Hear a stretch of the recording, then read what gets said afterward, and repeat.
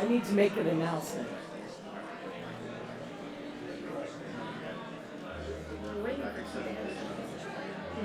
Everybody wants me to make this announcement. Hello, I just want to make sure that everyone has had an opportunity to take one of the blue sheets to, if you have an interest in submitting a question that we'd like to have us consider to have posed to the candidates. If you have written down your question on the blue card, please hand it to one of the students that you'll find at the corners of the room, and they will bring that up to the stage to be considered. Thank you. We'll be starting shortly.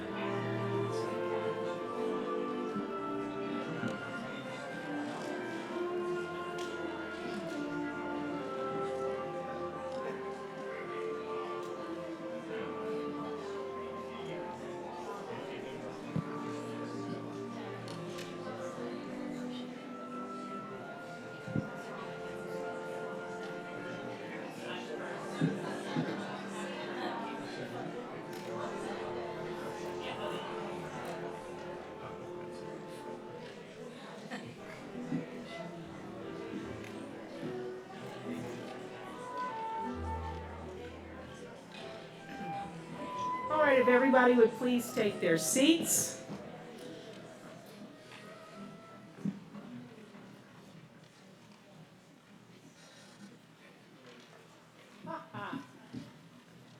You know, I want to congratulate every single one of you who are in attendance tonight.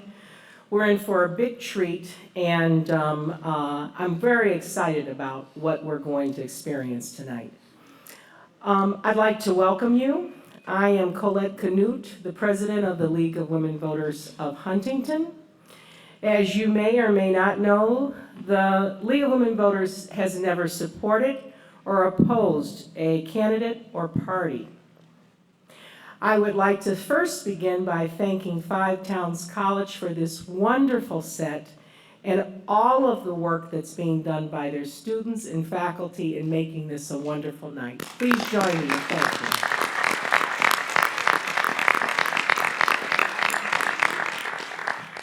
I'd also like to thank the volunteers in our league for all of the work that they have done, not only in preparation for this candidates forum, but for all of the work that we have done since the beginning of the spring in registering voters, educating voters, and now giving you the opportunity to come face to face with our political candidates. So please extend your thanks to the League of Women Voters of Huntington.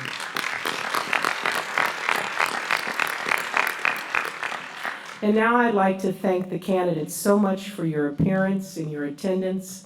I wish you the best of success with your responses tonight, and we look forward to hearing from all of you.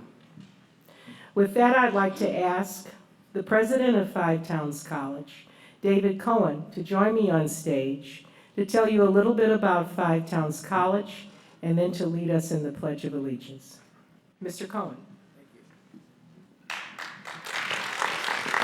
Thank you. Good evening, ladies and gentlemen. My name is David Cohen, and I'm the president of Five Towns College. On behalf of our community of artists and scholars, it is my pleasure to welcome the League of Women Voters of Huntington, the candidates for public office, and our friends and neighbors in the audience to the Five Towns College Performing Arts Center for this Meet the Candidates event. Five Towns College is Long Island's college for music, media, and the performing arts.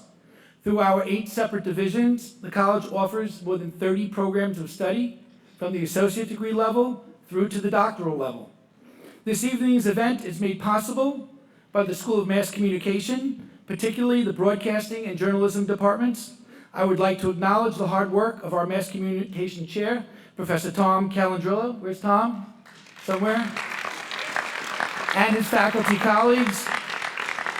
I would also like to thank the Mass Communication Division students for sponsoring this event and pulling together to make it happen. You folks make a college president very proud. And now, of course, here's the few shameless plugs for the candidates. The water bottles, if it doesn't violate any campaign finance laws, are yours to take at the end of the evening.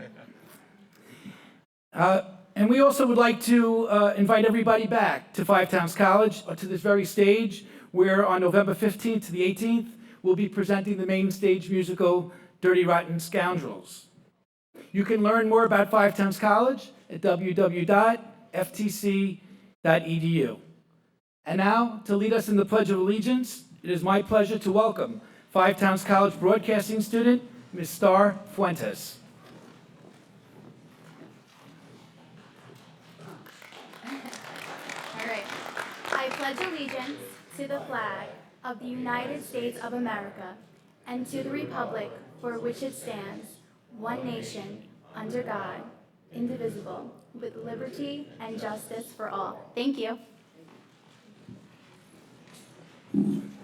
As you take your seats, I'd like to remind you to please turn off all of your cell phones and other ringing devices.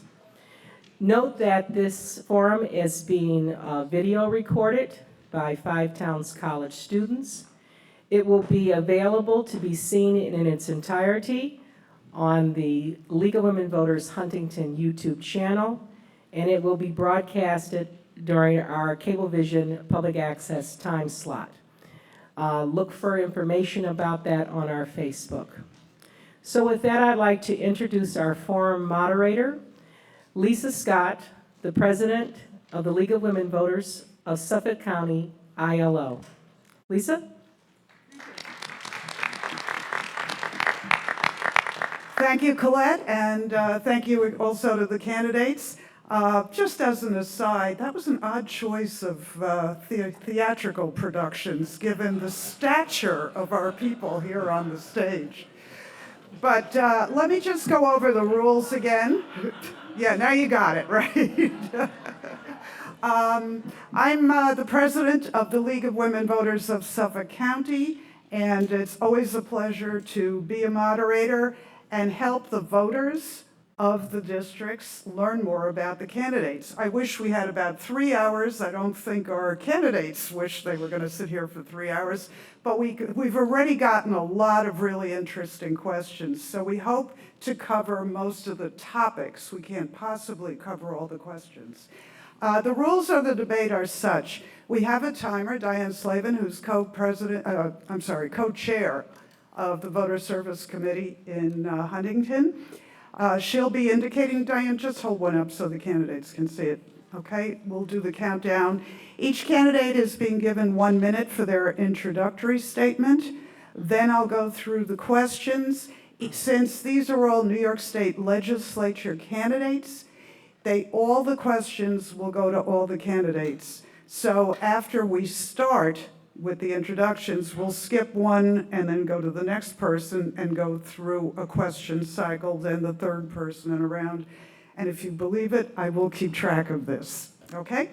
And you each have a red card. You'll be permitted 2 rebuttals if you'd like to add something or further explain something that you think may have been misrepresented about your position. We also have 1 minute for the closing statements. So without further ado, why don't we start with the candidate first on the table, Mr. Flanagan, for your opening statement. Thank you very much, Lisa, and thank you to the League of Women Voters and to Five Towns College. Had the opportunity to know the Cohen family for a long time. This is a hidden jewel, as many of you know, and we're proud to have it in our local community.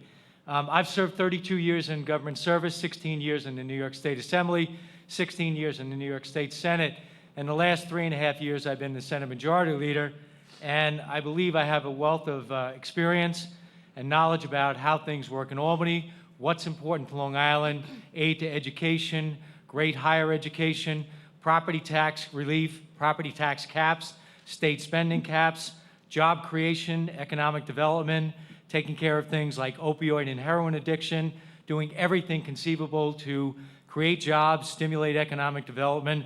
My priorities reflect the people that I represent, and frankly, part of my responsibility being Majority Leader is to take into account the interests of the entire state of New York. But I am, at my core, a parochial Long Islander for the benefit of the people of the 2nd Senate District. Very proud to be here, more than happy to answer questions, and I thank all of you for attending and listening. Thank you. Ms. Cleary. Good evening, everyone. I'm Kathleen Cleary, and I'm running for New York State Senate in 2nd District. I want to thank everyone, League of Women Voters and Five Towns, for sponsoring this event, and I want to thank you for the opportunity to share my background and ideas for the State Senate. Like many of you, I follow politics, but really got involved more in the last 2 years, where I joined League of Women Voters and then also volunteered with Huntington Town Democrats, canvassing and phone banking for local candidates. With that work, it's made me more aware how difficult it is to run for office, but also how important it is to have a real choice. I've lived on Long Island my entire life. I live in East Northport for 20 years with my daughter, Kate, and my husband, Brian. My background is in contract management. I've managed difficult personalities. I'm very collaborative.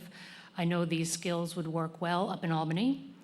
And I look forward to discussing all the issues tonight. Thank you. Thank you. Mr. Gorin? Well, thank you all for coming, and thank you to the League and to Five Towns College. And this brings back memories because this was Burrs Lane Junior High School back in the day when I was in junior high school.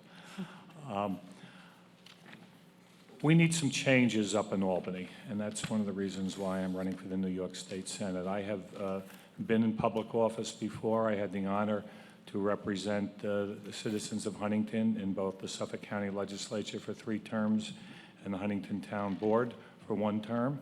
where I was very involved in ethical issues. And I'm very concerned that a lot of the things that are not happening in Albany are not happening because of some of the ethical bills that are not being passed. And that's something I'm going to fight for very hard if I have the honor of representing you in the Senate. But I think today I would just like to say that we need to get back to civility in our politics when we say what happened today. And that is something 25 years ago when I was in public office was very important. We had bipartisanship, we had civility, and I hope we can get back to that. Thank you. Mr. Marcellino. Good evening. As a former high school biology teacher for over 20 years, education has always been my passion. It's a top priority for me as a state senator. I've used this position as chairman of the Education Committee to repeatedly deliver record state school aid funding for our local schools, and I've worked hard to recall and roll back the Common Core, which was poorly rolled out. I am the sponsor of a bill to decouple student testing and teacher evaluations, and several important bills to improve school security. As a champion of the natural environment, I chaired the Environmental Committee for more years than anybody, wrote over 100 environmental laws, keeping open space, protecting water, opening the green areas, creating parks. 5 new parks were created under my tenure, state parks that were great, and people can use them. I will continue that, and I look forward to that, and I ask for your support. Thank you. And those are the 4 Senate candidates. Now, Mr. Williams, the first Assembly candidate. Thank you. My name is Jeremy Williams. Before you ask, I'm 22 years old. I probably have the least experience of anybody up here tonight. The reason I'm running for a chance. I'm running for a chance for the next generation of Long Islanders that are coming out of college, that are looking to set their roots in our community, that are looking to stay in their hometowns, to find a job, to buy a home, start their families. I'm running for a chance for the retired couples that are living on a fixed income, that are being chased out of their home by some of the highest property taxes in our nation. I'm running for a chance for the small business owner that might lose the ability to keep the lights on for those same reasons. I'm a 5th-generation resident of Huntington Station. I love my town. I love my community. It's a beautiful place. I'd like to do everything I can to make it more affordable. I'd like to do everything we can to protect our waterways and our environment and to curb overdevelopment in our town. I'd like to make sure that we get our fair share from Albany, that we all get our fair share, the middle class, the upper class, and the lower class. I thank you for hearing me out tonight, and I hope to have your support. Thank you. Mr. Stern? Good evening, and thank you for having me. I'm Steve Stern. I am a husband, I am a father, and it's my privilege to serve as New York State Assemblyman representing the 10th Assembly District. I'm running for re-election to bring my passion and my experience to continue to build on a record that I'm so proud of. A record where, after just a few short weeks up in Albany representing our community, I passed several legislative initiatives and brought back significant resources to protect our taxpayers, protect the water that we drink, protect our community from violent gangs like MS-13 and combat the opioid epidemic, and protect our Long Island suburban quality of life. And with your support, I will continue to provide open, accessible, and responsive leadership, deliver real results for our community, and continue to make you proud. Thank you. Thank you very much. Next, Mr. Rea. Okay, thank you very much to the League of Women Voters for hosting this event. I'm a proud card-carrying member of your organization, and I thank you for protecting democracy. I've been in office for the past 16 years. I still love my job probably more today than the day that I took office, because Albany tends to be a seniority-based place, and the longer I've been there, the better I've been able to make connections with other elected officials, the governor's office. Over the last 2 years, we have delivered for the middle-class taxpayer, a $4.2 billion middle-class tax cut. I've made cleaning up corruption in Albany a top priority. I voted to eliminate pay-to-play, as well as closing the LLC campaign loophole. Protecting our drinking water and environment is paramount. Preserving our quality education, and as the ranking member on the Health Committee, dealing with the opioid epidemic certainly is one of my top priorities as well. I look forward to a spirited discussion on the issues. Thank you. Thank you. Mr. Rosen? And I get to go last. Hi, my name's Avram Rosen. I'm running in the 12th Assembly District. Like Jim, it's strange being back here because I started my life as a youth worker and a social worker and ran the Half Hollow Hills Youth Development Program here and actually produced plays with kids in this very school that they wrote themselves and did all the work on. From that beginnings, I worked as a drug counselor in the schools in this district. I also then went on to law school, and when I got out, I went into, of all things, bankruptcy. But bankruptcy law, not myself bankruptcy. and gotta watch what you say. But in any event, and I call that economic social work because it was still dealing with people's problems and society's problems. Because bankruptcy attorneys, I became a lot of expertise in healthcare bankruptcies. I represented the nurses union for 28 years in every hospital case. I know what's wrong with healthcare. I'm running because when Mr. Marcantonio was removed from the ballot, I felt that no Republican should go unchallenged this year. I like Andy a lot, but I have some real problems with his positions on healthcare, gun control especially, as well as on some tax issues. And I look forward to discussing them. Thank you. Okay, thank you very much, and thank all of you for those statements. Ms. Cleary, all right. Cheer them now. Okay, and from now on, we'll withhold any applause till the closing statements. Ms. Cleary, you'd go first now, and we'll cycle around. So, Mr. Rosen, that was only last once. Okay, you'll keep going. We want to talk about issues and your positions and your plans and your accomplishments. So the first issue we have a question on is health. The question is, with over 4.3 million people now enrolled, New York State reports that there was a 19% increase in the number of people covered by the Affordable Health Care Program. Given the federal government administration's move to change ACA, what responsibility does New York have to protect the medical coverage that citizens who currently use this program have? Also, if you would include your position on universal single payer or Medicare for all in New York State. Okay. So I'm a supporter of single payer, and I believe that it really should be covered at the federal level, which would be just more advantageous to everyone in the United States than to do it state by state. But that being said, we can no longer wait on the federal government to move along with this, so I support New York Health Act in New York State. We have many people that aren't covered, and people can go into bankruptcy paying their healthcare bills. Right now, we spend billions of dollars. It's inefficient. The money goes towards administrative costs instead of care, and it also goes into profits. Again, could be done for care.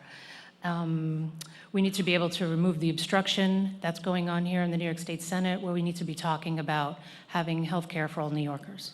Thank you. Mr. Gorin?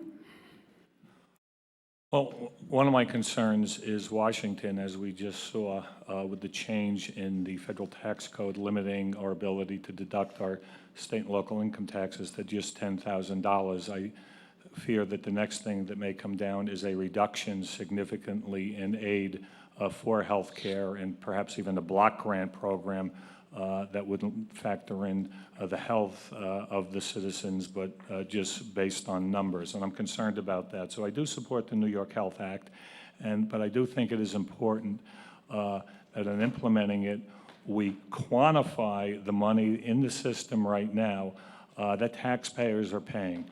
One of the biggest costs to taxpayers is when individuals who do not have insurance show up at the hospital, and then we pay that bill.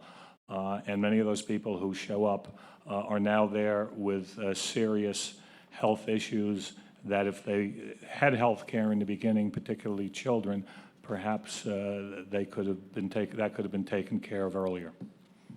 Thank you. Mr. Marcellino? Yes, excuse me. The best way to protect people, the best way to serve people is to keep New York State on a spending diet so that we keep our ability to take your money, your tax dollars, to a minimum. That leaves more money in the public's hands, in your hands, so that you can spend it on your needs as you see fit. You're the best ones to deal with that. You're the best ones to know what your needs are and what your expenses will be. And I'm for keeping the money in your hands so that the state doesn't take any more than it absolutely needs to run state government and to make sure that we are operating at the most effective and efficient rate that's possible. So in that basis, it's a matter of, again, not taking any more of your money than the state absolutely needs, leaving it in your hands so that you can spend it. You know best how to spend your money and what you need to keep your family safe and healthy and your well-being. Mr. Williams? I largely concur with Senator Marcellino. I believe that single payer would be detrimental to the financial state of New York. It would bankrupt us. We're in a very bad financial situation as is, and I believe that the individual knows how to best spend their money. So I do not support single payer in New York State. Okay, Mr. Stern. This is, I think we would all agree, if there is going to be movement on health care, it would be much better done at the federal level. Given that we are all experiencing an absolute failure of leadership at the federal level, I think that in the state of New York, we have no choice but to lead the way. We already pay. There is a health care tax, a significant health care tax, in every single thing that we do. In my experience as a Suffolk County legislator for 6 terms, I can tell you that close to half of the entire budget of the county is on legacy costs, mostly including health care. Just think of all of the things that we can and should be doing at the local level if we weren't all burdened as taxpayers with this health care tax that we are all paying. That's why I support the New York Health Act, because continuing the status quo is simply unacceptable, because it is unsustainable and is going to have a detrimental impact on all of us going forward. I hope you would agree with me. I want to see my doctor for more than 3 minutes at a time. And I want to have quality health care that's going to protect me and my family. We can no longer support a system where our older neighbors are choosing between their medications or their meals. Thank you. Mr. Rea? Thank you very much. As the ranking member on the Health Committee, I'm infinitely familiar with the New York Health Act. I've been studying it for 15 years because the legislation is that old. I agree with our governor, Governor Cuomo, who says this is a nice talking point, but single-payer health care on a state-by-state basis is impossible. State of Vermont tried to do it, relatively small state, and they failed. California didn't even take a vote on the budget. A couple of things that, come to mind in talking about the New York Health Act is it's going to cost $200 billion to implement in the first year.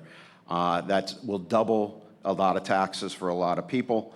In addition, 175,000 jobs will be lost.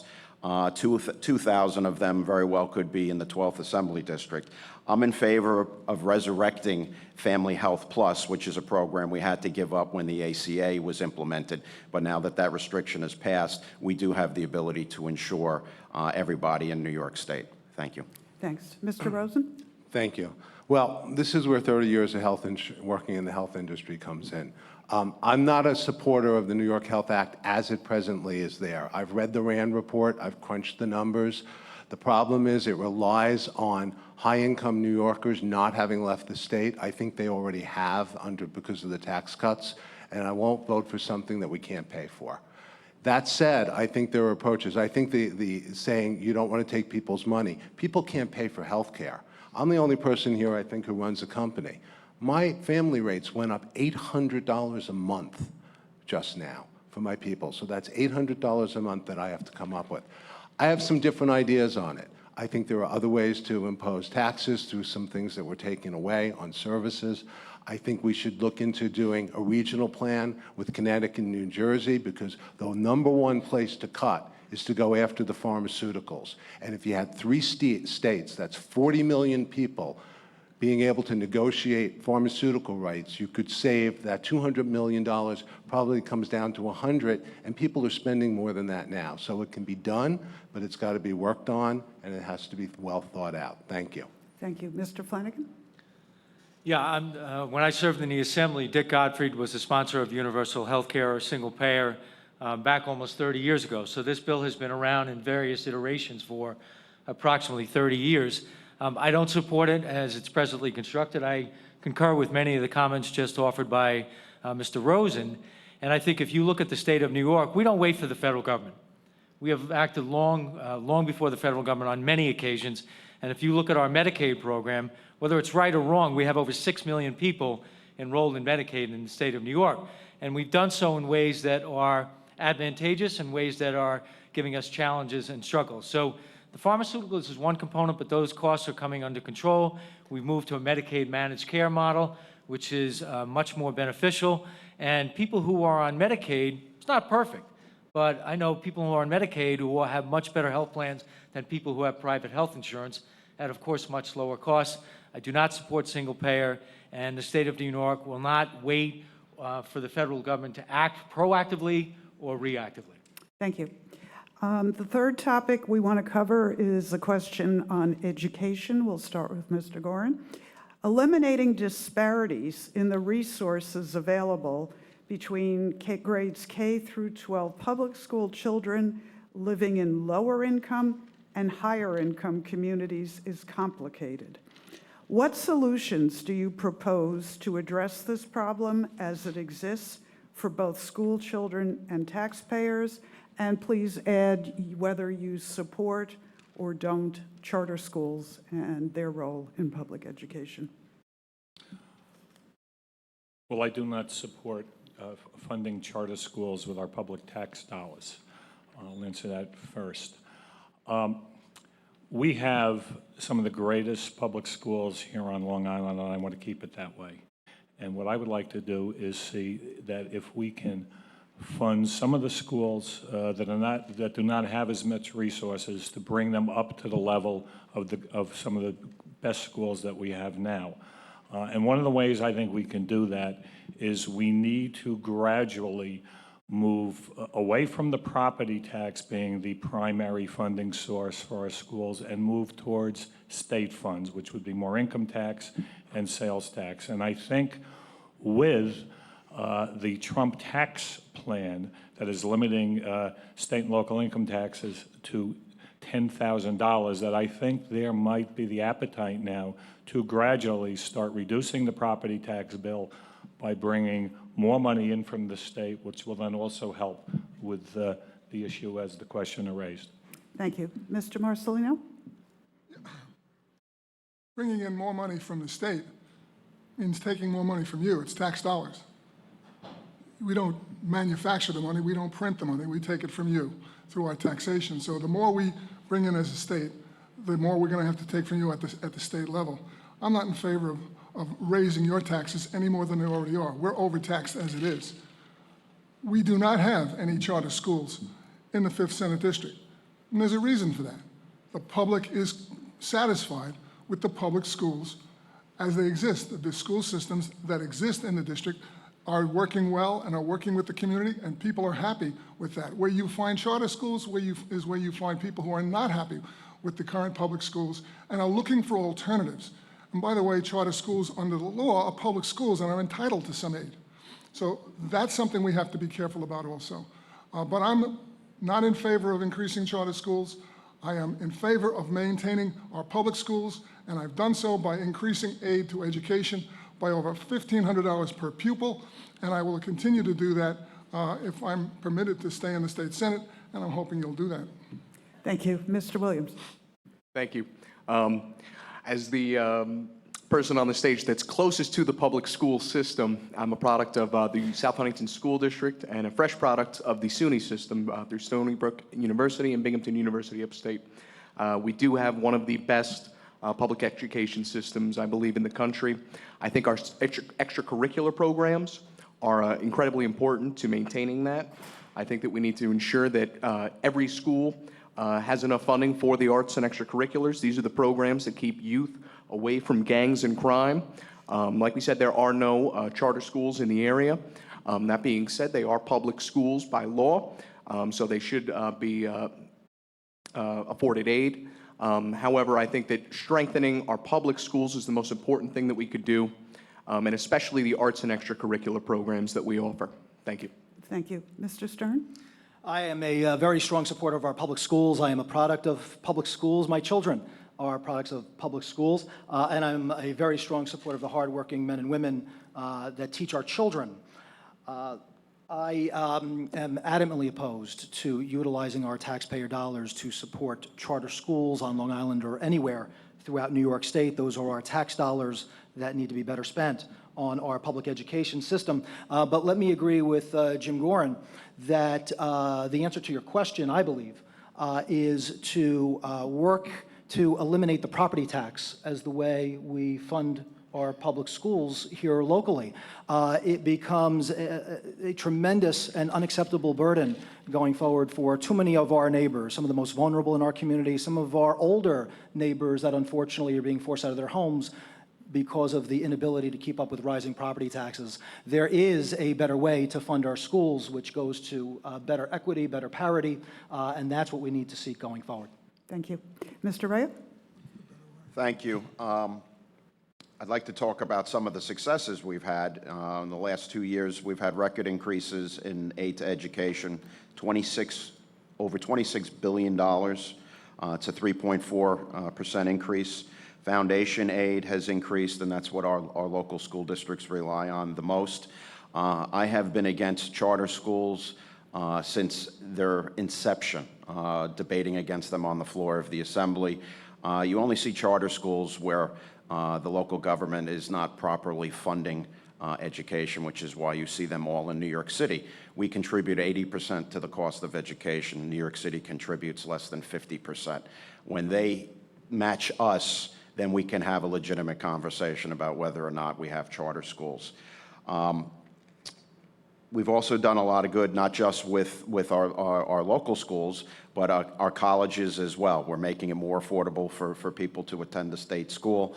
We've increased TAP, we've increased Bundy aid. All of these things, I hope, help New York State be the premier education state. Thank you. Mr. Rosen? There were two questions there. I'm going to try to answer both of them in a minute. My wife is a director of guidance at a school district adjacent to here and has worked in 2 other ones here, so we talk about this about 2 hours every night. The charter schools are anathema to having unified public education, because what they do is they skim off the kids that are easy to educate, by and large, in a lot of places.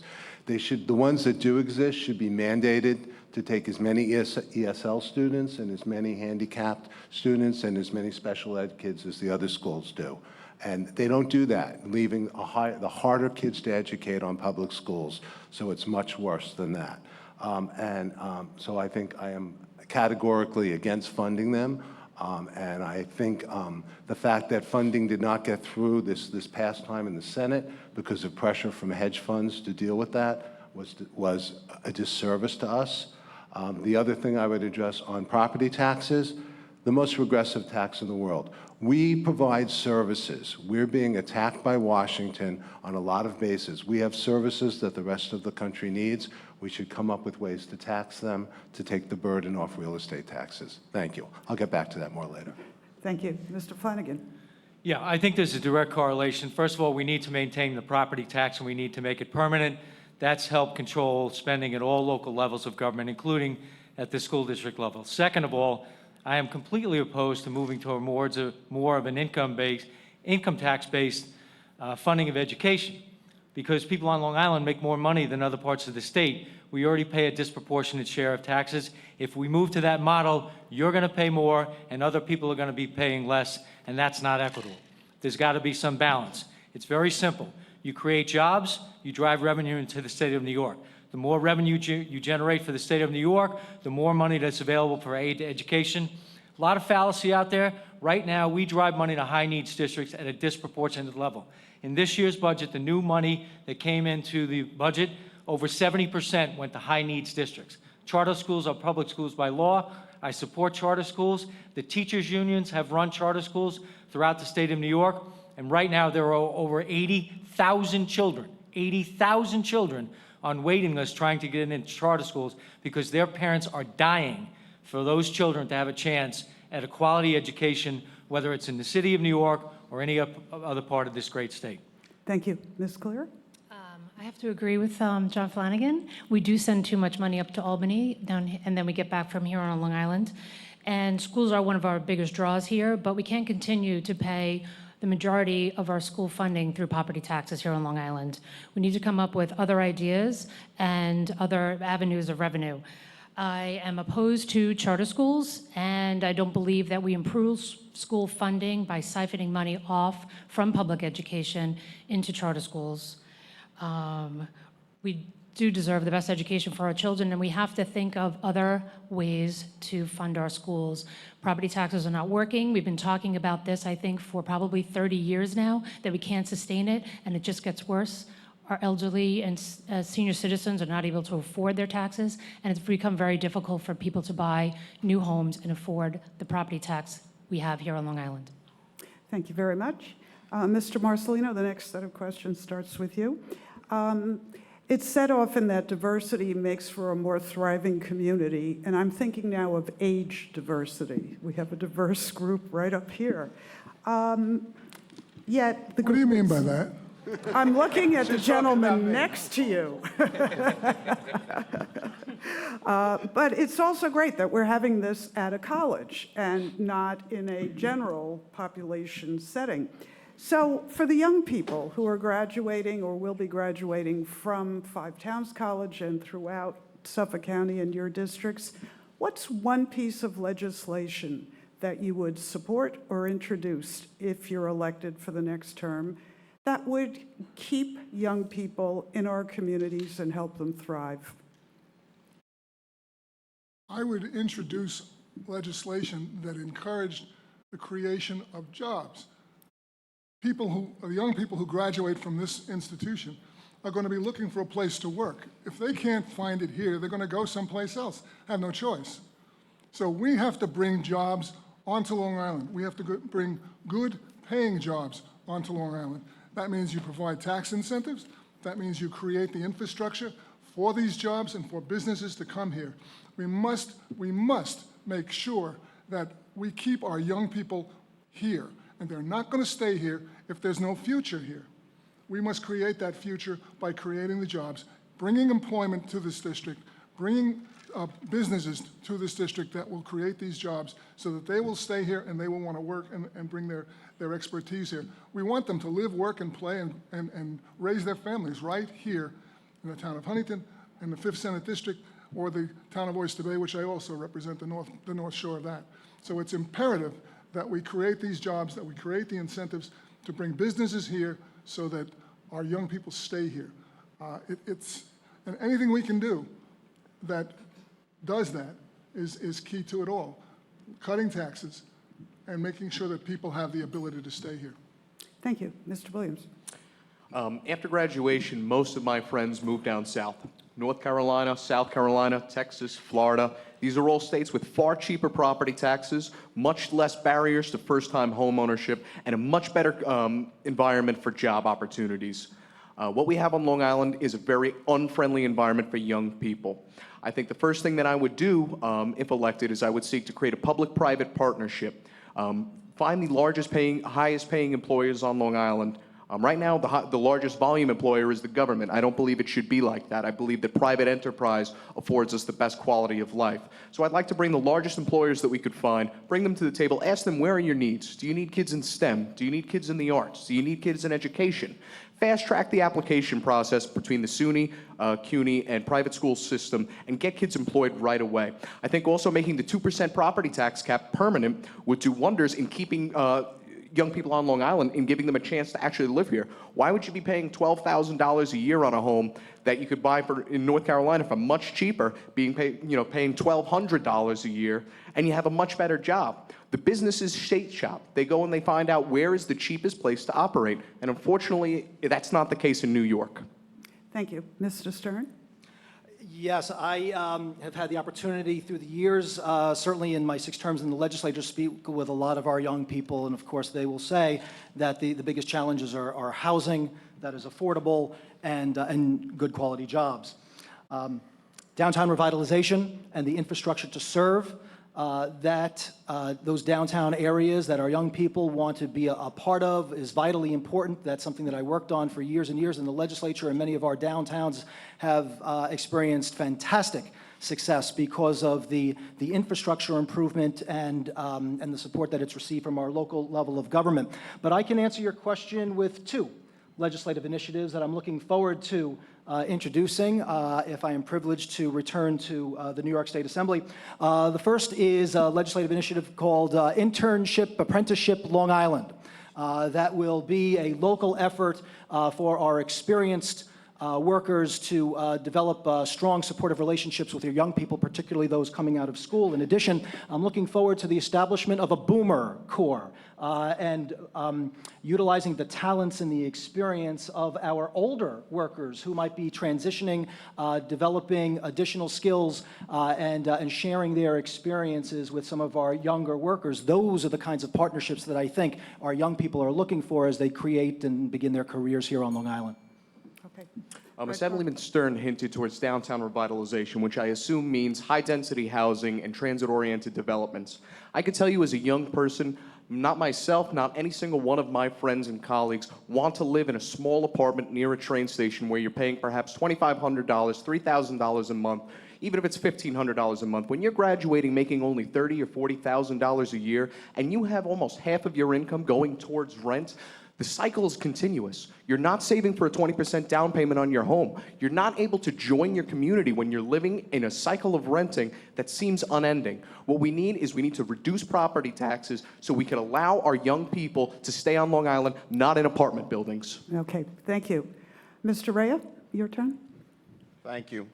There is no easy one legislation that's going to solve this problem. The first thing we should do, though, is make sure when our young people graduate college that they have as little debt as possible so they can start off investing that money. We've done a lot over the last 2 years. The Excelsior Scholarship Award provides a free college tuition if you attend a SUNY state school and you meet all the other requirements. We've increased TAP, we've increased Bundy Aid, we've increased the community college base aid. We're trying to make college as affordable as possible, so when you graduate from a New York school, you have an incentive to stay here. As far as the cost of living, I have an accessory apartment, and that's the only way I can pay the bills, and I've toyed with the idea of possibly offering a tax break to those individuals that either rent to our senior citizens or our young people in an effort to keep both of them here on Long Island. Thank you. Mr. Rosen? Thank you. You know, when I first ran for the Assembly in 1996, my joke back then when my kids were little was I'd like them to have a plan to stay on Long Island that didn't involve me dying. And they're both grown and they're not on Long Island. But seriously, you want legislative proposals? I have two. We should give a New York State tax credit for student loan payments to people who come back. And for people who are in the STEM areas, it should be increased. We did it years ago with student loans. We used it as an incentive to get teachers in inner city schools. We used loan forgiveness all over the place. New York should also set up a fund for people who come, who want to stay and work here, where we will refinance their student loans with them and give them low rates and extended times or forgiveness over time to give them the ability. You get out of college, you got $300,000, $200,000 in student loan payment. You can never buy the house. There are ways to financially incentivize them to stay in very concrete ways that will actually probably add to the economy in the long run and not cost us any money. Thank you. Thanks. Mr. Flanagan?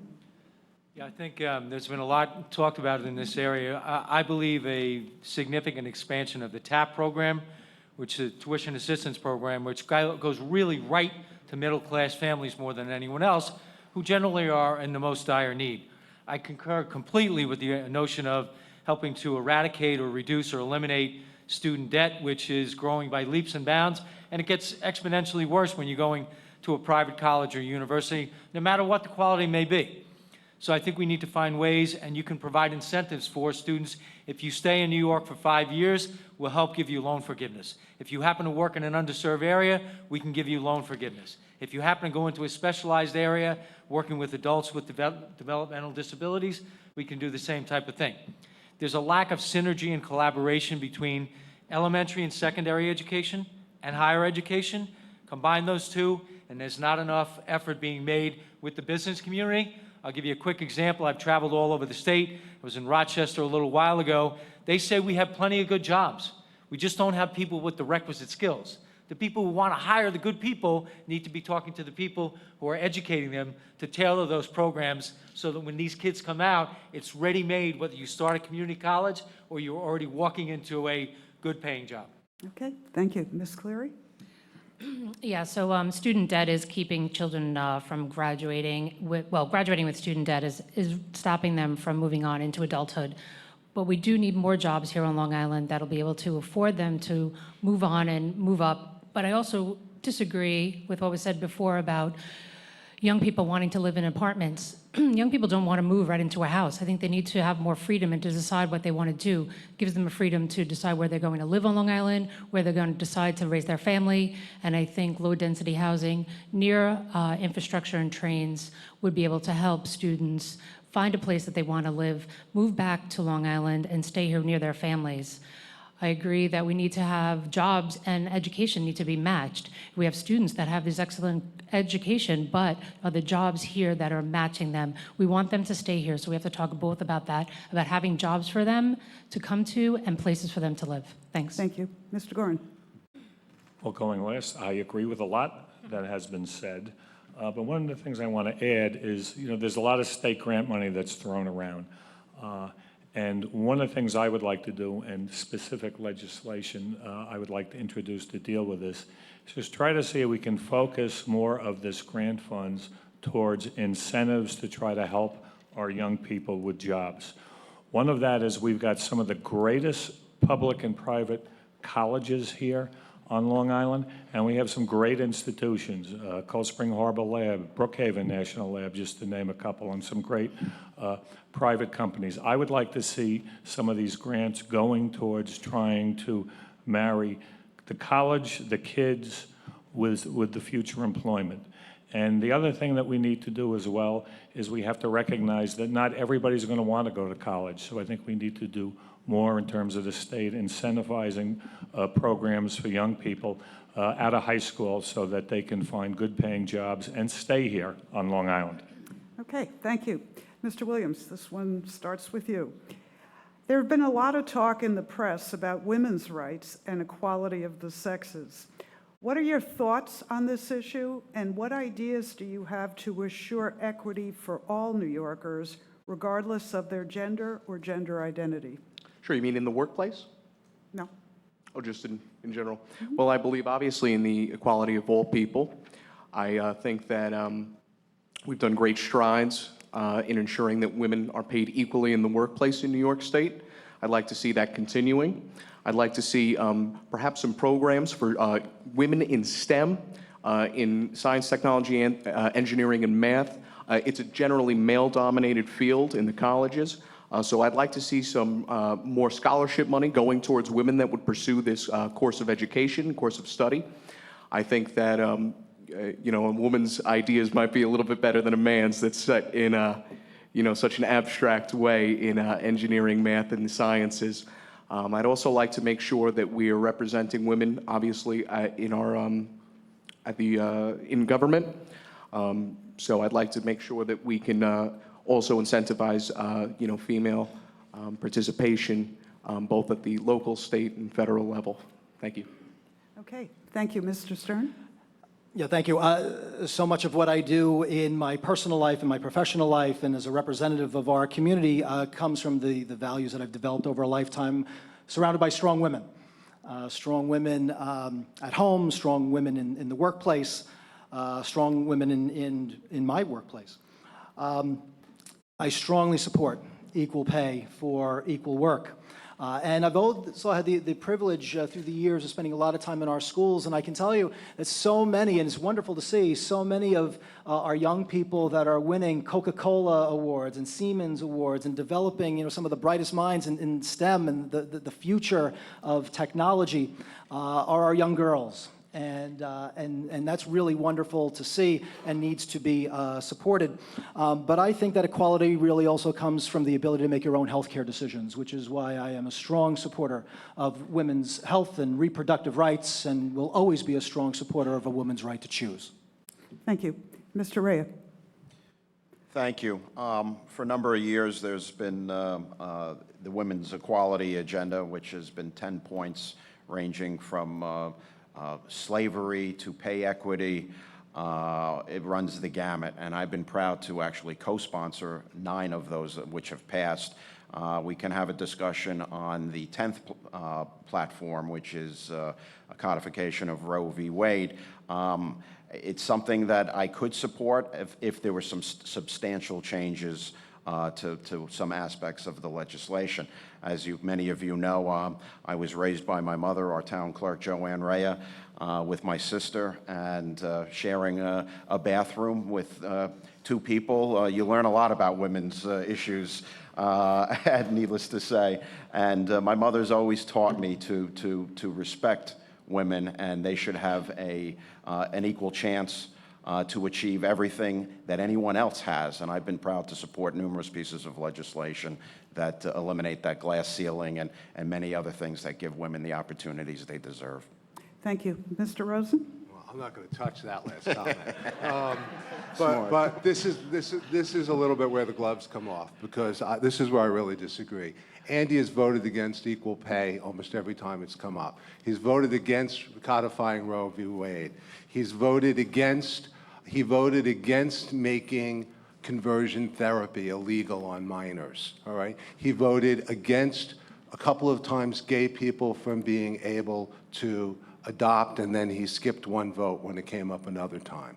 He has, if you go through his record, this is one of the most consistent places where I do not think he is with the mainstream of the people that he represents, and I would be, because I would vote for all of those things. Thank you.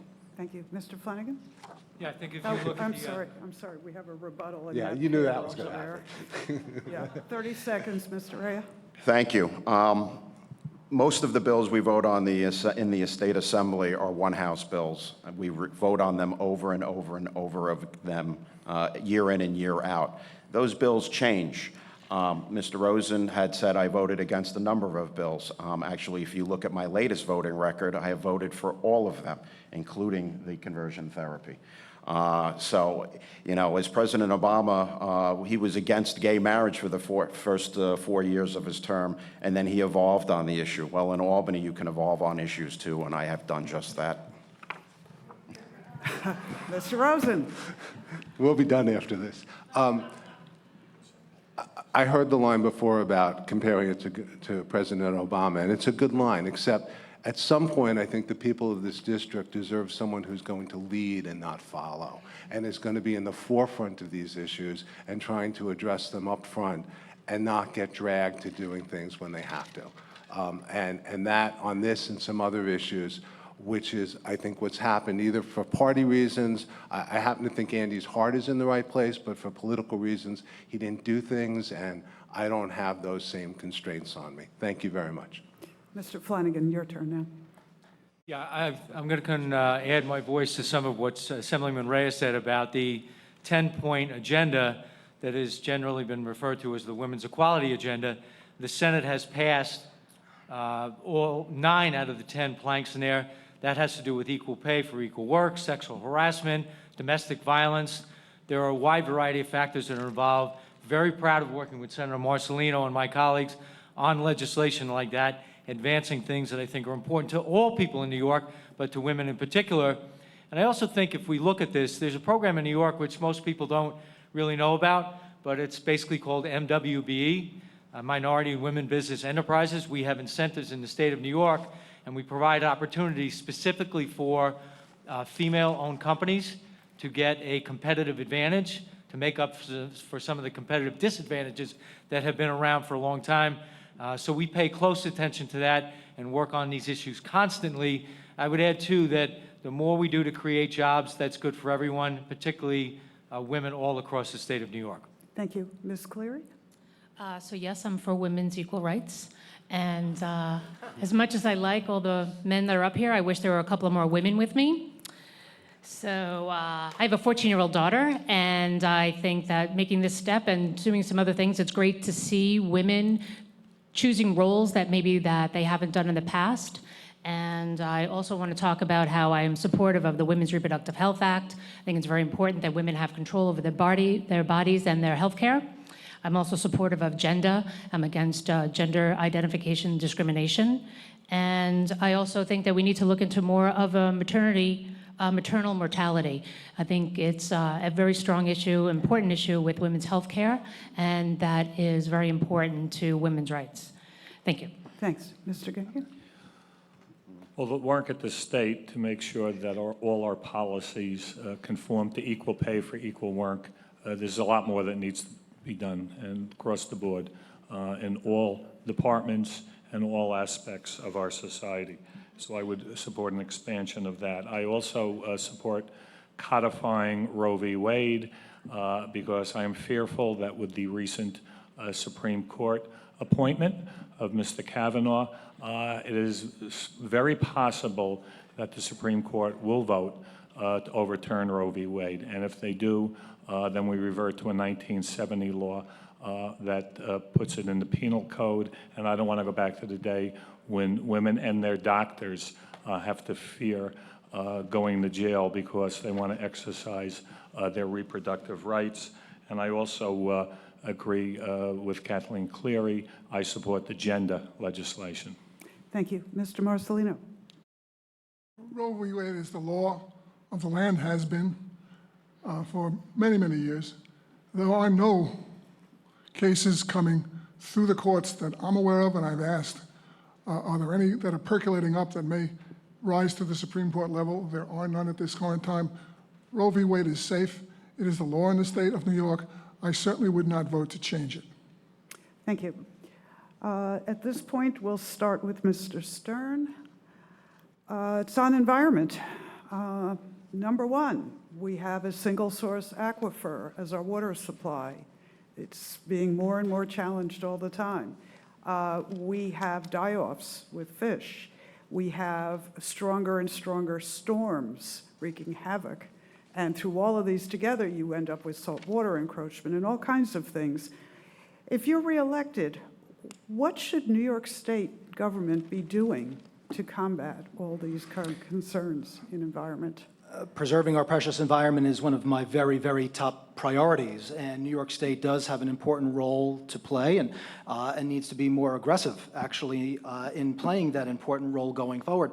In the Suffolk legislature, where I served for many terms, I was involved in legislative initiatives that required taking into account the impact of climate change when it came to development. In addition, for decades, really, our sole source aquifer had been under attack because of what we pump into the ground, and that's due to the lack of sewer infrastructure. About 70% of Suffolk County to this day remains unsewered. It took new leadership at the county level of government to begin the process after decades of being dormant, to raise awareness, to develop the plans, to come up with the blueprints on where the pipes are going to go. And so now going forward, I'm actually very proud of the fact that my very first legislative initiative that I sponsored and passed in the New York State Assembly had to do with funding the Clean Water Fund to provide the funding to local municipalities to preserve the integrity of the water that we drink.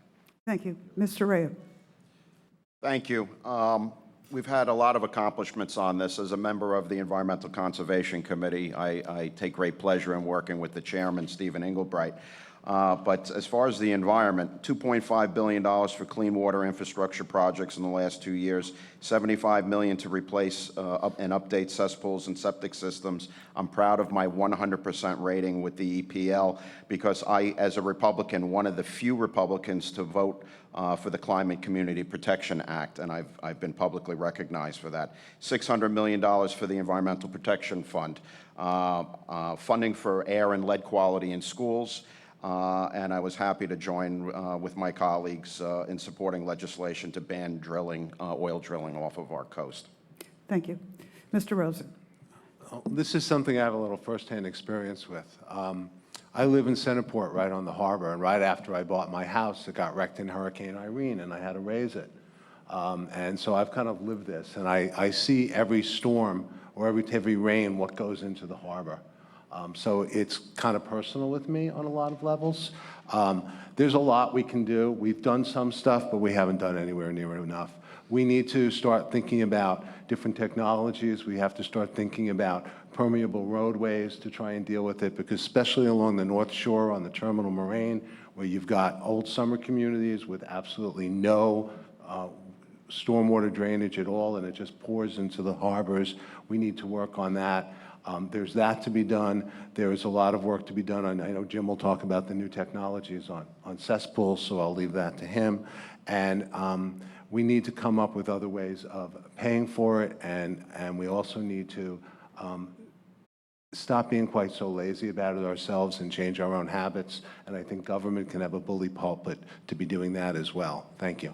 Thanks. Mr. Flanagan. Yeah, a couple of different things. I just want to go back very quickly on women's health. We had over $6 million in grants secured by the Senate. Senator Hannan, the chair of the Health Committee, helped formulate the distribution on that.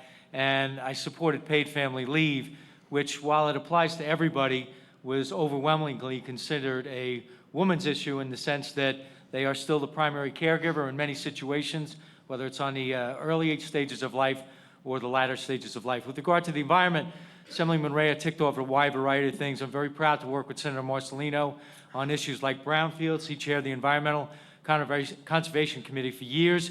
Record investments in the Environmental Protection Fund, record investments in water quality and protection. We pushed this year, the Senate Republicans, for a $5 billion bond act. When we go back, I have every intention of reintroducing that with my colleagues. The governor rebuffed us, had no interest in doing it. We did do the $2.5 billion, but I have secured over $50 million in sewer grants for the district that I represent just over the last 2 years, and that is extraordinarily important for stormwater runoff, economic revitalization of downtowns, and it is exceedingly boring, but it is unbelievably important. Thank you. Ms. Cleary? So when I'm not running for state senate, I'm a horticulturist for New York State Parks. I deal with flooding issues down in one of the gardens that I manage, and I need to redesign it in order to bring in native plants in order to deal with this storm surge and flooding. Since Superstorm Sandy, we've been dealing with sunny day flooding. We need to be able to redesign some areas that are on Long Island and that we're having problems with. One of the bigger issues, too, is nitrogen's coming into our waters. We need to work on the state level. It's really to be a leader and not be leaving it mostly to the towns and counties to deal with putting in new sewers.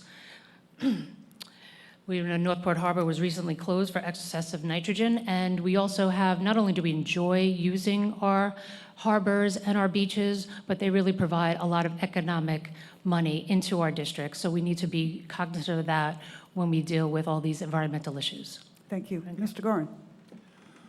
I think we start out, we have to make sure that the state policy recognizes that climate change is not a hoax. And our governor has, after the President of the United States pulled out of the Paris Accords, our governor was very forceful in working with other governors and other municipalities across the state to make sure that we stay as a state within the principles of the Paris Accord. Drinking water is something I've been involved in protecting throughout much of my adult life. With Assemblyman Steve Engelbright, I wrote the Suffolk County Clean Drinking Water Protection Act, which purchased the Central Pine Barrens and other critical watershed areas. And I currently chair the Suffolk County Water Authority, so I'm very knowledgeable in this area. What we need is state funds to municipalities on Long Island so we can reduce the level of nitrates that are getting into the ground, both in terms of expanding and improving sewage treatment systems, as well as incentivizing homeowners to replace their cesspools with basically state-of-the-art mini treatment systems. Thank you. Mr. Marcellino? Yes, as chairman of the Environmental Committee, I wrote many of the current environmental laws that protect open space, greenfields, brownfields. I wrote the law that took MTBE out of gasoline. It was designed to make your engine run better, but it's a pollutant, it's a carcinogen, and it fouls your drinking water. We don't need it, we don't want it, and we got rid of it. The pesticide notification law was a law that I wrote to make sure that anybody using these things knows what's going in, knows what's being sprayed on the property next door, and that they can't cross property lines if they do that, to be safe. We have the first in the nation protection of our drinking water, making sure that this $50 billion industry, which is our shoreline, and we are the shoreline, we are the coastline of New York State. So protecting the coastline of New York State, protecting the industry that's evolved here, and protecting the businesses that come here is a key element. We must keep our groundwater clean. We must keep our beaches available to us, because that's what drives our economy, and we must make sure that we don't lose sight of that fact. Protecting open space, protecting green fields, and eliminating these unnecessary pollutants that are being put on us is a key, and I will continue to work hard to make sure that that happens. Thank you. Mr. Williams. So nitrogen pollution in our harbors is a very serious issue, and it's closely tied with overdevelopment. I'd like to see the state step up in terms of reducing the building of commercial or residential developments on or near DEC-designated wetlands until we can absolutely prove that there is no nitrogen leakage coming from this building. I would also like to see more money coming for more high-tech denitrification systems in homes. And I'd also like to see our storm drains and our sumps be taken very, very carefully. There's a tremendous amount of dumping that's going on. We had a terrible situation very recently in West Hills County Park with dumping. Unfortunately, most of the penalties fall at the town level, and it's generally a sign that says a couple $100 fine. And is that really going to deter someone in the cover of night that can do this discreetly? No, I don't think so. So I think that the state needs to step up and make sure that pollutants are not getting into our storm drains and our aquifer recharge basins. I'd also like to know what we're spraying on Suffolk County. Suffolk County sprays over 20,000 acres of estuarial marshes with methoprene every year. Methoprene is meant to kill mosquitoes. However, it has the unintended side effect of killing crabs, shrimp, lobsters. The lobsters pretty much we've all killed in the late 90s, late 80s, early 90s. Connecticut banned the use of methoprene several years ago. I'd like to see New York do the same. Thank you. All right, Mr. Rea, next round starts with you. Voting rights. New York voter turnout is among the lowest in the nation. Other states have increased voter turnout by allowing early voting, same-day registration, and no-excuse absentee ballots. Would you support these or other measures to increase voter access? One of my favorite days of the year is when the league comes into my office and we discuss these. Yes, you're both laughing, but we discuss these and have a spirited conversation on it. Let's start with no excuse absentee ballots. That's the easiest way to get early voting. I've been denied my right to vote absentee ballot because I was working in Montauk. Well, Montauk's pretty far away. It's halfway to Albany.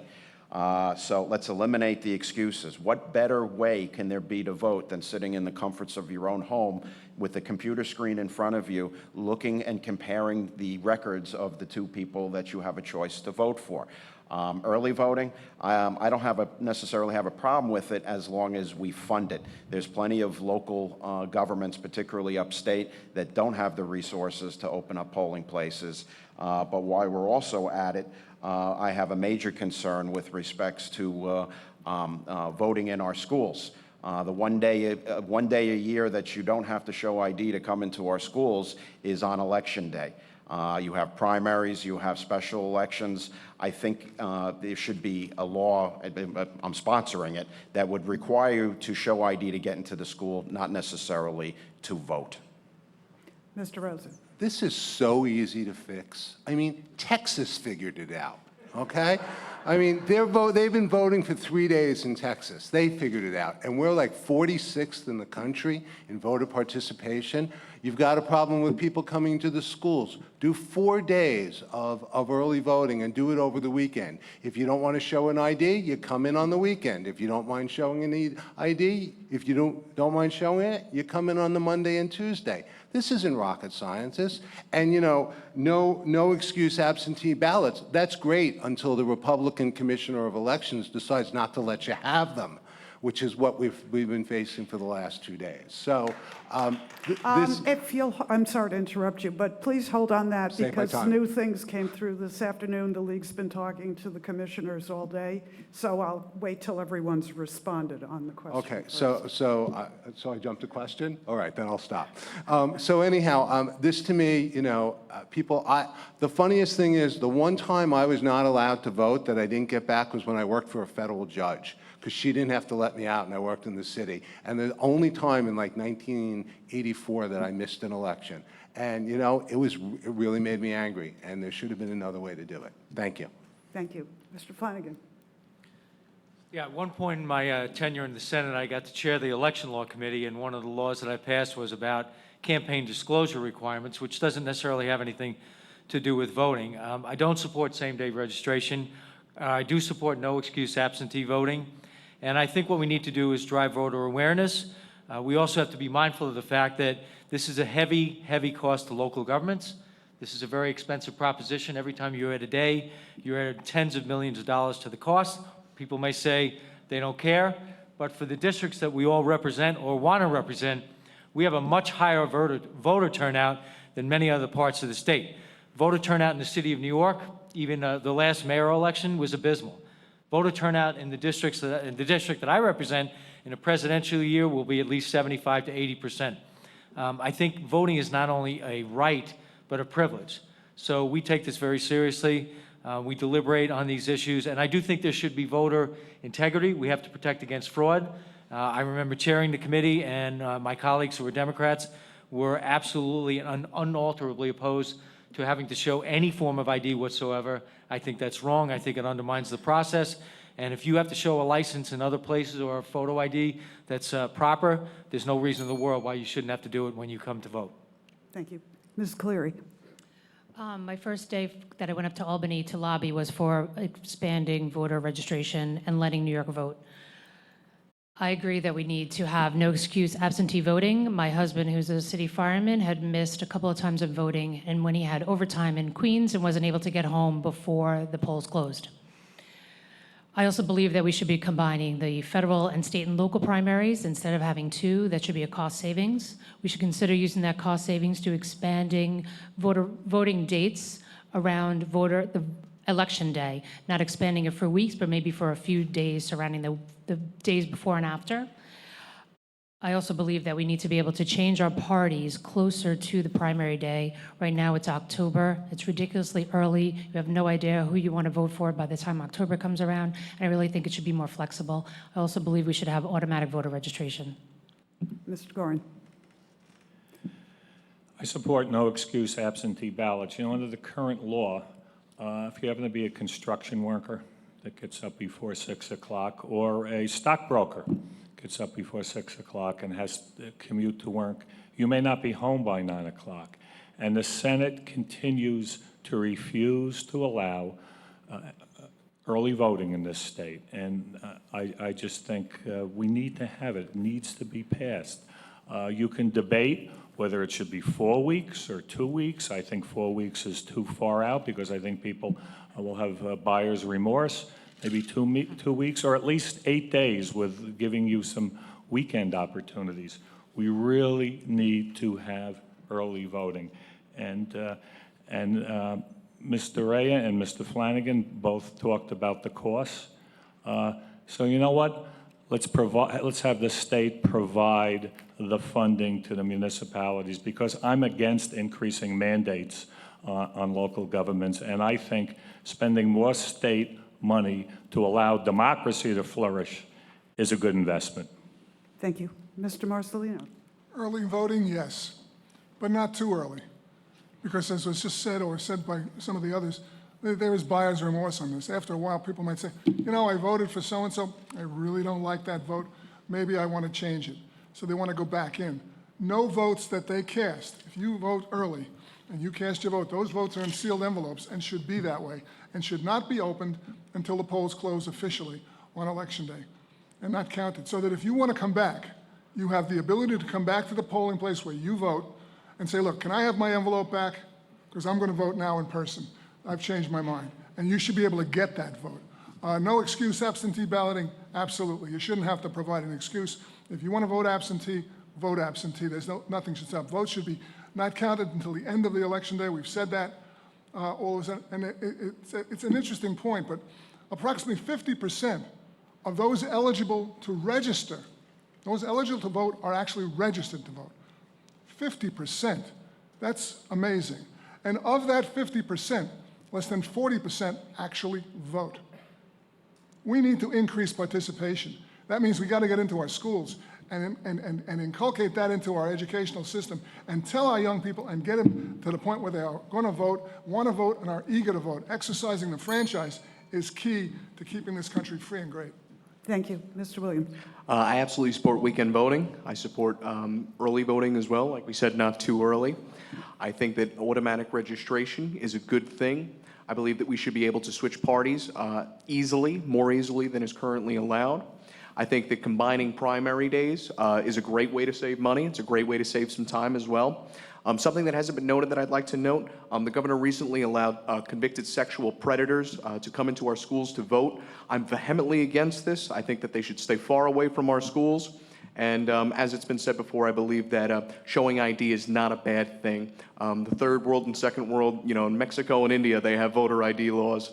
And, I think bringing those here is not bad. If you need to show ID, perhaps to, buy an alcoholic beverage at the 7-Eleven, what's the problem with showing ID to vote? Mr. Stern? Our vote is our voice. And so it is disturbing that during the 2016 presidential election, New York was 41st in the entire country in voter participation, and that's because of the archaic voting system that we've had for far too long. I strongly support early voting, consolidated elections. And so we're not having congressional primaries in June, but state primaries in September, and then general elections in November, and all the special districts that go on all throughout the year. It would be far more economical to bring all of those elections under one roof on the same day. I love the idea of weekend voting. I would love to be able to bring my children on a weekend day and spend time down at the polls and talk about the experience of voting and having them see that on a consistent basis, watching it happen. No excuse, absentee, of course, that is critically important.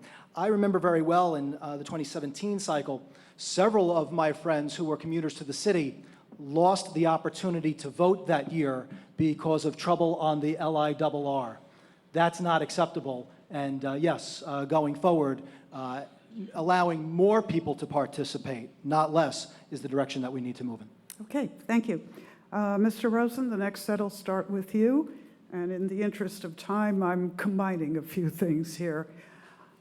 Gun control, school safety, and gang violence, MS-13.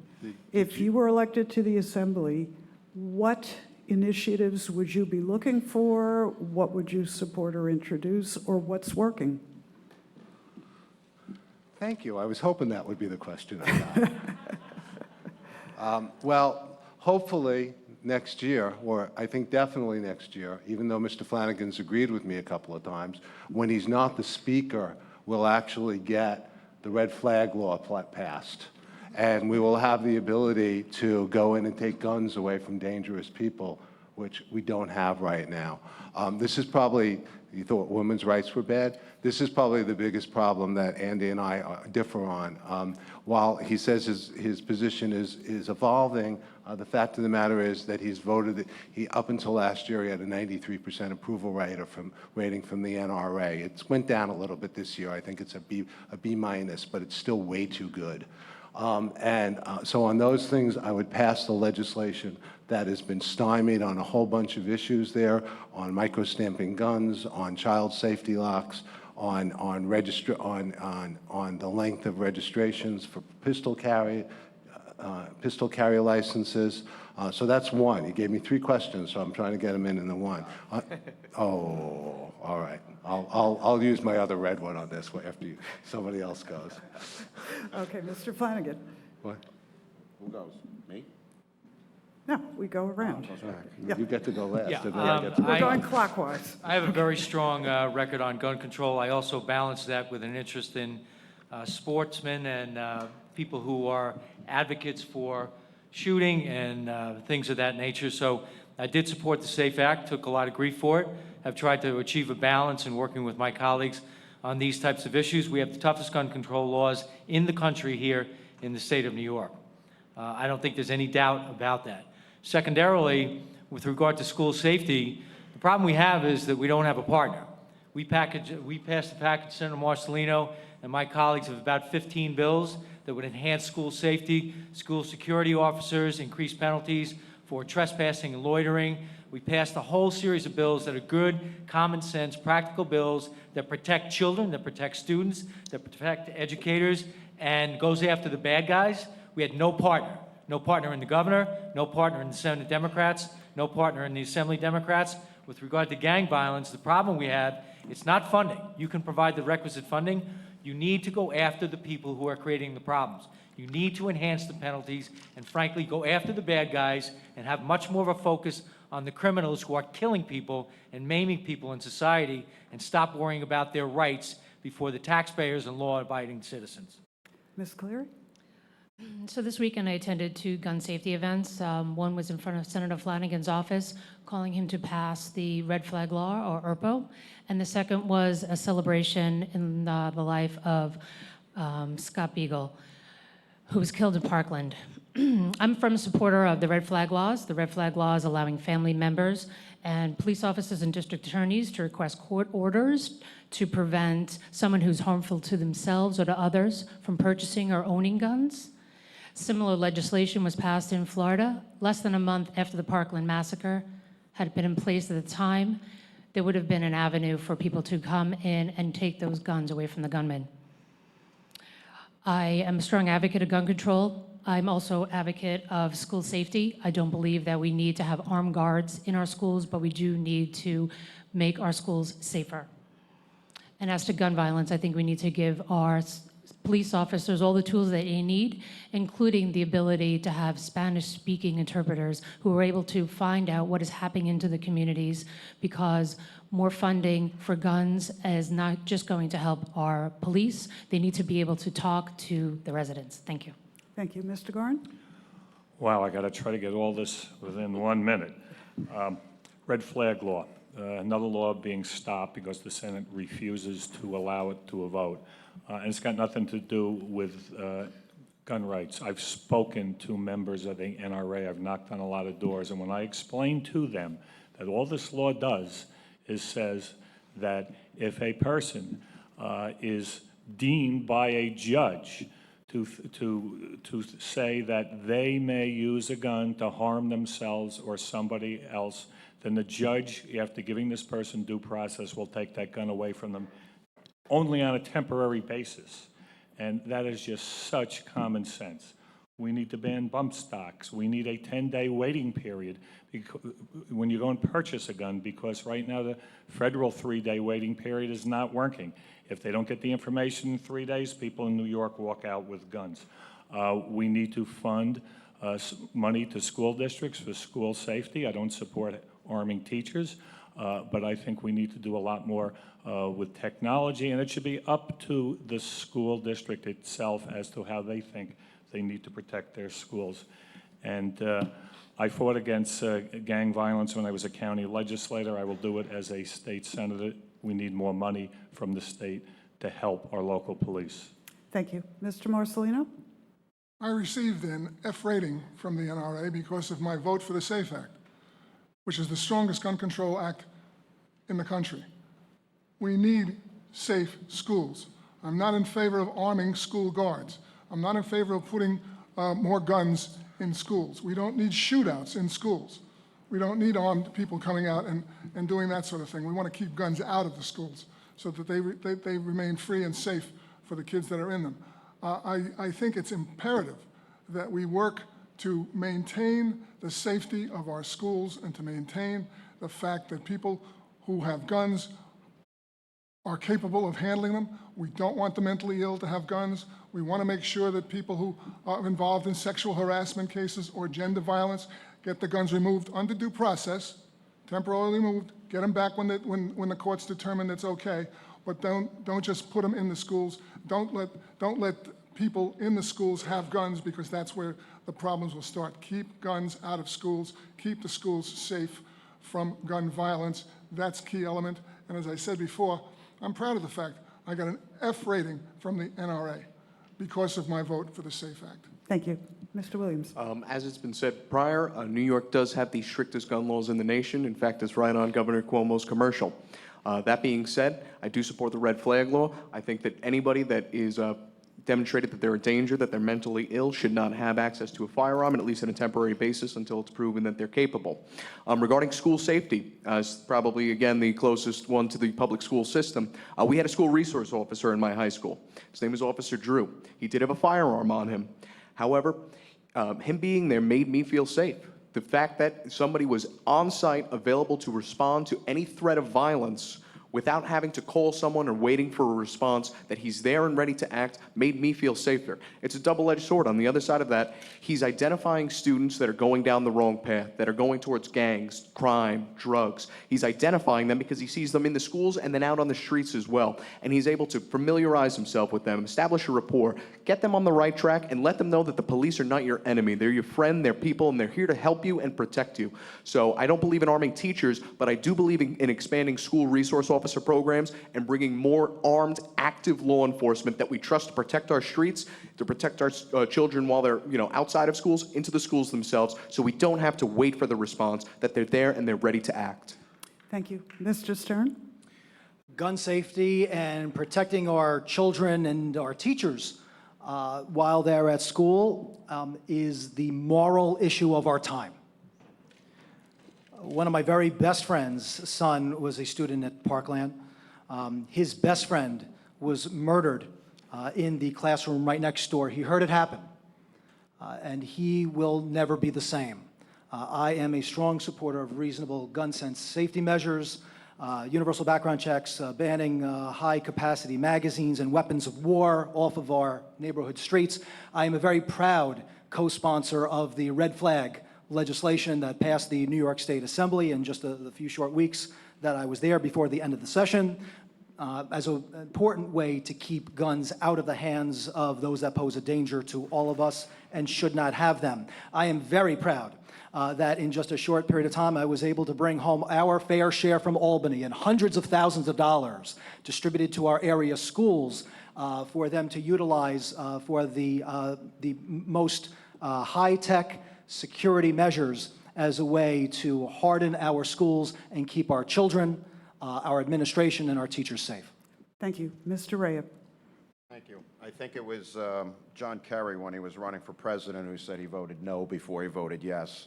I get elected to represent a district. That district 16 years ago was very conservative. Over the years, it has become a much more moderate district. My voting record reflects that change. This year, I don't know how I got a B- because I voted for a whole bunch of bills that I thought were going to get me an F. That being said, red flag, well, you tell me if you don't like any of these, and I'll be happy to change my vote. Red flag law, I voted for. Got to keep guns out of the mentally ill. Domestic abusers should not own guns. Any out-of-state person that applies for a pistol permit in New York State should have to go through their records check with the state that they came from. I voted to extend the 3-day background check, NICS check, to a 10-day background check. I am a sportsman, and I know the intricate workings of guns, and when we do something that looks good and sounds good, but in the end doesn't do what you want it to do, I will vote against that every time and let you know it. Sensible gun control all the time, as long as there is due process. Mr. Rosen, 30 seconds. You're just going to have to go online and you're going to have to look at the record, all right? Because and I'm glad that he's evolved and he's getting there, but again, you need someone to lead in this area. I have a wife who works in the school district. We've had to have the what-if conversation. It's not a conversation you should ever have to have. You know, what are you going to do if someone comes in with a gun? Are you going to hide? Are you going to jump in front of someone? What are you going to do? My sister's kids, though they were older, all went to Parkland also, and they had friends who died there. This is one of the main issues that got me to run, because I have grandkids, and you know, if you worry about your own kids, but when you have grandkids, boy, you really worry about them because you're not in control at all of what's going to happen to them. So the one reason I'm doing this is to try and make it safer for them. Thank you. Okay, thank you. I just wanted to clarify the point I interrupted you both on earlier. There was an article, for those that didn't hear about it, in today's Newsday about a problem with getting absentee ballots. The League had multiple conversations on the telephone with both commissioners and their staffs, and apparently there will be another article tomorrow in Newsday clarifying some of the issues that were brought up. They are going to be processing them. It is a two-part process, and the article didn't really clarify a lot of that. You apply before you get the ballot, and also because, as I think we stated somewhere tonight, the primaries are spread out throughout the year, that September state and local primary led to a delay in getting the ballot certified, which then led to a delay in getting the absentee ballot together. So unfortunately, like storms, a lot of bad things came together, but I believe both commissioners and their staffs are basically going to serve as they do to process the ballots on the schedule that is already posted, and they have extra hours for people to drop them off, and all of that will be online as well. Okay, so closing statements, we'll go in this order again, but I do have a question that I hope you all talk about as you do your closing statement. New York State has a terrible reputation. Our government, not just voter turnout, but our government is viewed as more corrupt, more, well, I should say, less able to come up and introduce, let alone vote on and pass legislation. If you're an incumbent, talk about how things will be different if you're reelected. If you are a challenger, talk about what changes you will help put into place. And as a result, talk about why each of you should win your election. So, Mr. Flanagan, you start. We're going down this way again. Starting down there? Nope, nope. And that's 1 minute. 1 minute. Okay. I'm very proud to have had the opportunity to serve for the period of time that I have, particularly as a Long Island senator and as the majority leader. My name has been invoked on a number of occasions. I work very closely with my colleagues on both sides of the aisle, have proven that we know how to lead and govern, even with a difficult governor who pushes very hard. The governor has been very stridently opposed to a wide variety of measures that we've passed that deal with transparency, disclosure, pay-to-play, database for deals. The Senate has a litany of bills that we have passed that have not been taken up by the Assembly, that have not been proposed by the governor, have not been supported by the governor.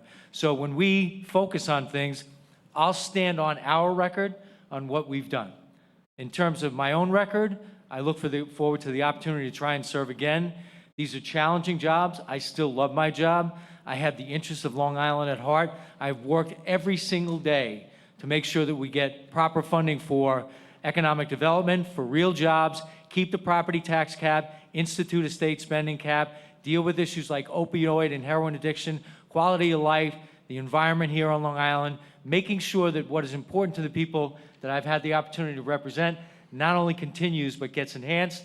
I believe working with Senator Marcellino and my colleagues in the Republican delegation, if we have that opportunity, we will do the best for the people of Long Island. And I want to thank the League of Women Voters. Thank you. Ms. Cleary. Yes, hi. I'm not sure if I mentioned earlier, but I'm a first-time candidate. And the reason that I decided to run was Senator Flanagan has been my representative for 20 years, and there are many things that he is holding up that I disagree with and many of his constituents disagree with. The Women's Reproductive Health Act, the red flag laws, the Child Victims Act, among a few, but there are many others. And I think we need to have a change. If we decide that we're happy with the way things are going, then you can elect Senator Flanagan again so he can add to his 32 years up in Albany.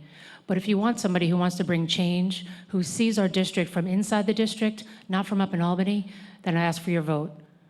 I think that we need to do a full host of campaign finance reforms, including lowering the contribution rate of $11,000 and also opening it up to the LLC loophole where people are able to donate money and you do not know where the money is coming from. I think that leads to a lot of ethical issues that we have up in Albany. Another thing I would also say is that we need to open up and have some more transparency into the way that our government contracts are funded. Thank you. Mr. Gorin. Well, a political figure from the past that I admire is our former Speaker of the House of Representatives, Tip O'Neill, and he would always tell the story that he used to mow Mrs. O'Leary's lawn when he was a kid who lived across the street from him, and he still lived across the street from her, and he lost his first election, and he found out that Mrs. O'Leary voted against him because he never asked for her vote. So I'm humbly asking for your vote. Two things happened today. Senator Skelos was sentenced, and we have pipe bombs that are around our country because of all the rhetoric that is going on. So we need real ethics reform in Albany. I will fight real hard for it. I will make sure it gets to the Senate floor. Got to eliminate the LLC loophole so that you can't have unlimited amount of campaign funds that are going into the system. And with civility, I think we all have to work together. We need to go back to bipartisanship, to everybody, not questioning the other person's motives every single day, but just saying, you know, we can disagree on things, but where can we work together and as a state try to move forward? And I thank you very much for this opportunity. Thank you. Mr. Marcellino. Anyone engaged in corrupt behavior must be removed from the legislature, punished, thrown out of office, and if necessary, they go to jail. That is intolerable. And it has occurred on both sides of the aisle. Unfortunately, people sometimes get tempted and they do the wrong thing. We've got to make sure that there's complete openness and transparency in contributions. You should be able to know who's contributing and how much. There should be no limit to the disclosure. It should be immediate. It should be online. It should be easily found out. There should be no problem for the people out there, my constituents, to know exactly who's contributing to my campaign and how much and how often.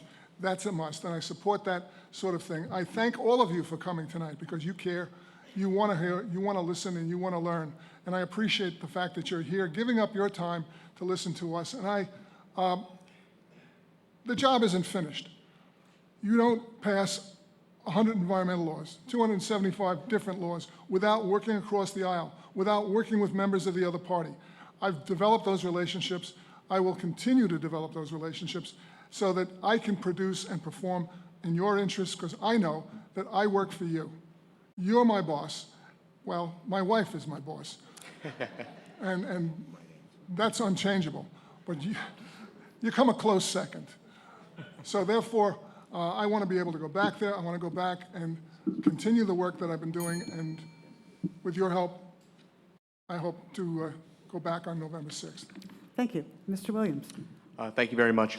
Albany is broken. Long Island is unaffordable. We have the highest property taxes in the nation. We have the highest state and local taxes in the nation. Some very common sense solutions. A permanent 2% property tax cap. Don't give us a break. Come on. We've got the highest in the country. Don't push it up any further. A permanent moratorium on any new unfunded state mandates. In the last 18 years, we were hit with over $140 billion in state mandates so that Albany could say, oh, we're not spending that much. They're forcing the spending onto the towns, the counties, and to the local school districts. Regarding corruption, I believe in term limits, I believe in the limiting of outside income, and I believe in making sure that we are very transparent in who's financing campaigns. I'm going to be a full-time legislator. I don't have my own law practice, I don't have a law degree, I don't have my own business, and I have no obligation other than to the voters and to the taxpayers of my district. The reason I'm running for my little sister, who I want to make sure that she has the opportunity to stay on Long Island, to buy a home, to find a job here. I'm running for my grandmother, who I think deserves to stay in her house, to be able to pay the property taxes on a limited income. I'm running for the small business that wants to stay here. I'm running for the next generation of Long Islanders, because we're here. We'd like a voice. We'd like to be at the budget table. We'd like to make sure that we have a say in the stewardship of our environment, and we'd like to make sure that we have a say in the future of New York. I thank you, and I ask you only for a chance. Thank you. Mr. Stern. You don't get rid of the corruption unless you get rid of the money that's in politics. When I served in the legislature, I actually helped write the new county ethics code, which has been held up as a model for other jurisdictions to follow. And so I look forward to the opportunity to go back to Albany and play a leadership role on bringing real, meaningful, strong ethics reform to Albany. I'm very proud of my record in just a short period of time and the legislative initiatives that I was able to pass and the resources that I was able to bring back, whether it was for school safety, law enforcement to protect our communities, and money for our schools. But I'm most proud of my accessible and responsive leadership that has helped so many in our community in really such a meaningful way. For example, this is a letter I love to read. Dear Mr. Stern, I would like to take this opportunity to thank you for all of your help. I just learned that my mother's home care assistance will be restored. She's 92 with dementia, and I'm her only caregiver. This assistance will ensure her safety and give me some rest and peace of mind. This would not have happened without you. It is wonderful to know that I have a public official who truly cares. That's why I'm running for re-election, and I hope to have your continued support on November 6th. Thank you. Thank you. Mr. Rea. Thank you. Cleaning up Albany's culture of corruption still remains one of my top priorities. I'm a full-time legislator. I voted to eliminate pay-to-play donation practices, voted to close the LLC campaign finance loophole, and I oppose allowing corrupt politicians to use their campaigns to finance their criminal defense. I didn't get a chance to talk about the local level, but I've delivered for the district. Just in the last 2 years, securing over $1 million for sewer and flooding repairs in Northport, hundreds of thousands of dollars in discretionary funding for our libraries, fire departments, and parks. I also worked directly with Governor Cuomo to keep trucks and buses out of the LIE rest stop in Dix Hills, to keep them from idling 24 hours a day, plus a constant police presence 24 hours a day there. Unfortunately, the political discourse in our country is at an all-time low, but I'm very proud of my bipartisan working relationship with all of my colleagues, no matter the level of government. In fact, according to Newsday's endorsement of my campaign, they say, ask Long Island's Assembly Democrats which Republican really hustles to get things done, and the name you will often hear is Andrew Rea, working the angles, whether it's in Albany or in the district, to be an effective legislator. I ask for your vote so I can continue serving you. Thank you. Thank you. Mr. Oh, hold on. And I want to thank my opponent, Avram Rosen, who's been a true gentleman, and we've actually really enjoyed our company together. Stealing my thunder again. I was actually going to say to everyone that with everything that's going on, whether it's the governor's debate or whether it's in Washington, I think it's nice to see that there can be civil discourse on, at least on the local level, and maybe we can teach them something. To answer your question about what I would do, I have a couple of things. There are ethics laws out there that need to be passed. There are oversight laws that need to be passed that both sides have not signed on. I think both Andy and I have signed on to both of those being passed. I would also, we've got the elephant in the room that no one's talking about. I would support depoliticizing redistricting, which is going to happen in the next assembly. All right, because if you look at our district, it's ridiculous. I can't even explain to people how it gets where it gets to. I also think there has to be a way to getting away from the three men in a room. I think there has to be a way to get the power away from both the speakers, with no offense to Mr. Flanagan, but to allow people, when they have members who want to bring bills to the floor over their objection, that it can be brought, that three people cannot just control what the people get to vote on. I ask, you've gotten a feel for what I'm about. I ask for your support, and I would ask for your vote so that I can bring some of this energy and ideas to Albany. Thank you. Okay. Thank you all very much.